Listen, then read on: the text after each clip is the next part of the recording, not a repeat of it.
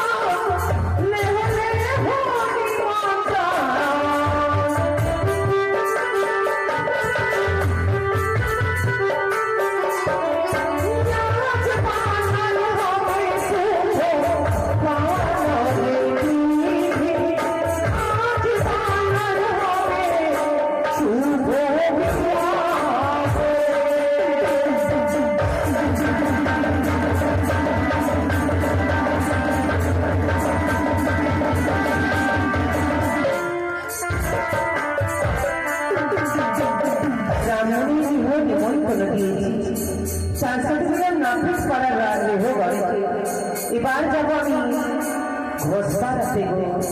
গোয়ালপাড়া লেহঘাট যদি না নিমন্ত্রণ করি, এখানে আমার অনেক মা বোনেরা রয়েছে ঘোষের মধ্যে। না ওই গোয়ালপাড়া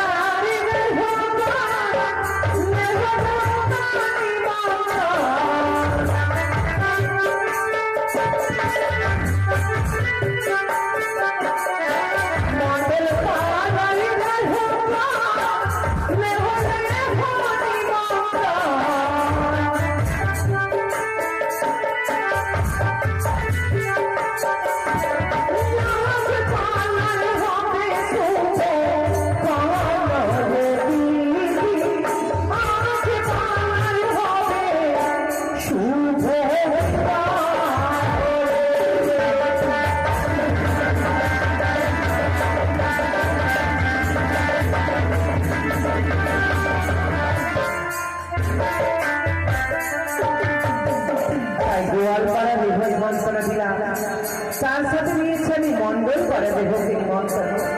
কিন্তু এইভাবে যদি আমি জাতি ঘরে ঘরে নিমন্ত্রণ করিতে চাই তবে ছেলের বিয়ে বিধি কর্ম করতে আমার বড় বিলম্ব হবে।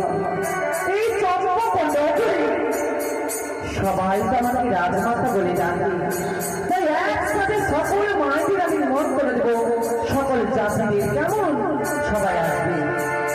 ওরে সর্ব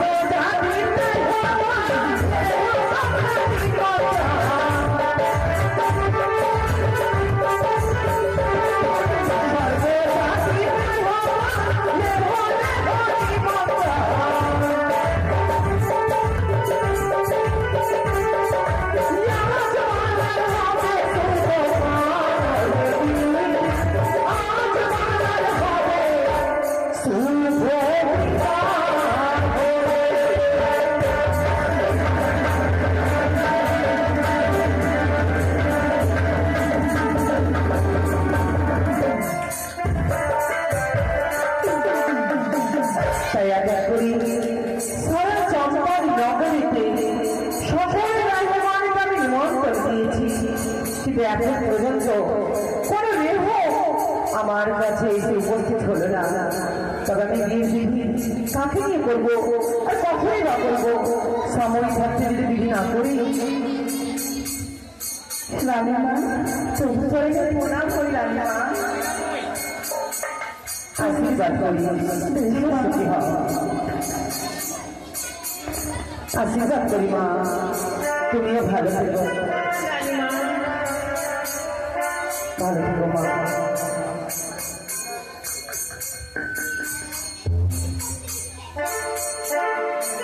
ভালো থেকো। তবে তোমাদের আসতে এত বিলম্ব কেন করবো রানীমা? হ্যাঁ বলো মা। আর বলবেন না, এই চম্পকনগরে এই রাজবাড়ি করে দিয়ে বলে কথা, আমরা বিবাহ এসেছি, আমাদের বিয়ে হবে না তো কাজ হবে শুনি, কিন্তু কেন যে হলো তাই তো জানতে চাইছি। কি করছিলে রানীমা? আপনার ছেলের বিয়ে আমাদের আনন্দ আর সহ্য হয় না,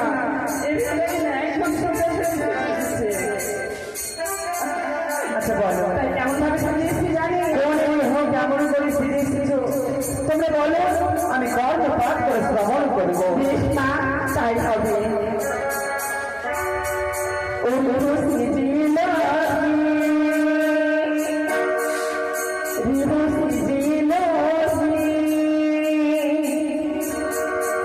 রাজার কুমারের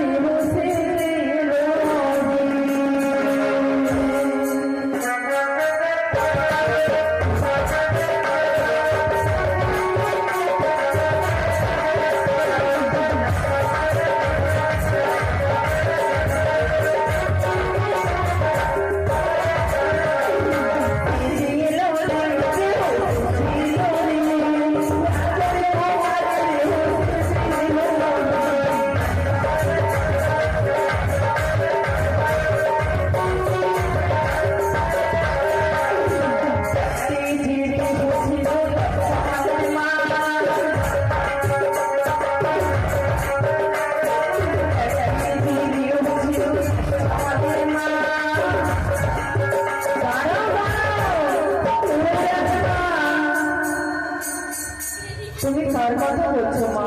আর বলবেন না, এই যে আমাদের এক ছাওয়ালের মা, বুঝতে পেরেছেন যে বুঝে যায়। আচ্ছা আচ্ছা, তো কি করেছে? কি করেছে জানি?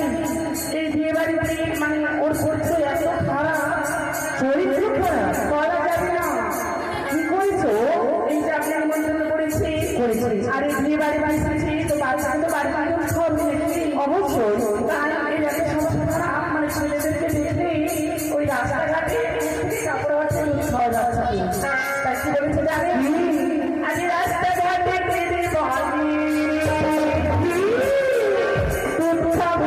মা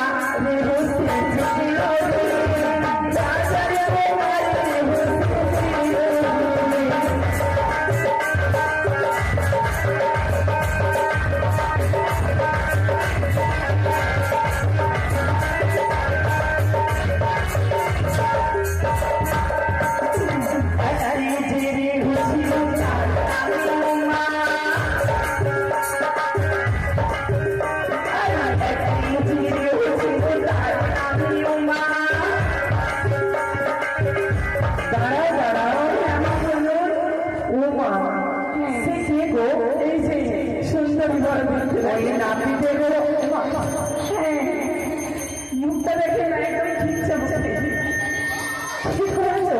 কি করেছে জানেন? এর সব কিছুই ভালো, কিন্তু ওই স্বভাব কত খারাপ।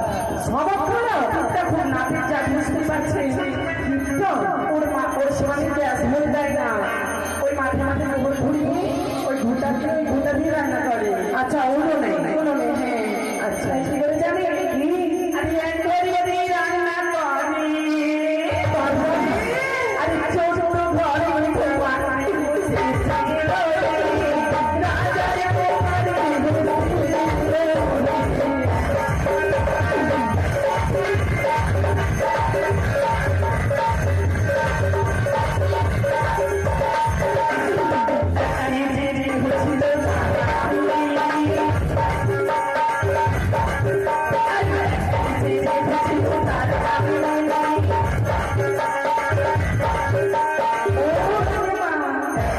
রেখেছিল যার নাম মিনি। মিনি।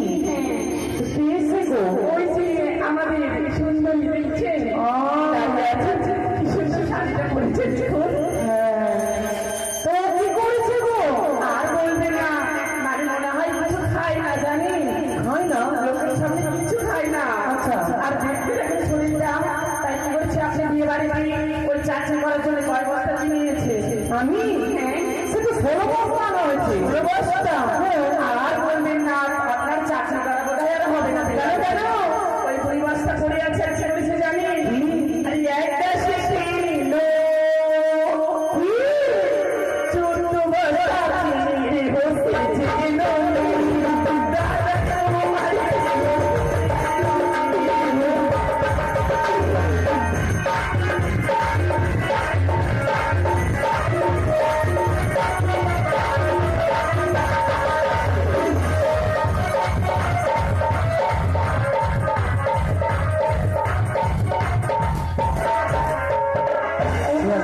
হ্যাঁ বলুন। আমি বুঝতে পেরেছি এইভাবে সব হয়ে এসেছে। তবে তোমরা কেউ রাগারাগি করো না, বিয়ে বাড়িতে একটু আনন্দ ঠাট্টা হয়, এটা হলো হাসি মজা। তবে আমি যে তোমাদের তাড়াতাড়ি দেখেছি, কেন দেখেছি জানো? কেন? কি জানো? আমি জানি কি কারণে ডাকা হয়েছে। বিয়ে বাড়িতে খাবার খাবো। বলো যা, খাওয়া তো খাবে, কিন্তু তোমরা সকলে তো সকলে লক্ষ্মীবাড়ি কাকিমা জেঠিমা তোমরা, তাই তোমাদের নিয়ে আমার ছেলের বিয়ের বিধি করবো। সর্বপ্রথমে বিধি করতে হবে আমার লখাইকে নাপিতকে ডেকে খেউরি করব। যদি লখাইলে কামান না হয়, ছেলে আমার সুস্থ হবে না, আর যদি সুস্থ না হয় তবে আমি কোনো বিধি করতে পারবো না। প্রথমত কামান হবে, কেমন? ঠিক আছে না, আপনি অন্তর্মনে বিশ্রাম করুন। এই মুহূর্তে নরসিংহকে দিকে আমরা কামান করে দিচ্ছি। তাই হবে মা, তবে দেরি করবে না। হবে তাই। তাই তো আমাদের রানীরা বলে গেছে, আমাদেরকে ওই নাপিতকে দিয়ে তৈরি করাতে হবে। উনি সোনালি রূপালি নেপালি। বলছি এইভাবে দাঁড়িয়ে থাকলে হবে? তাই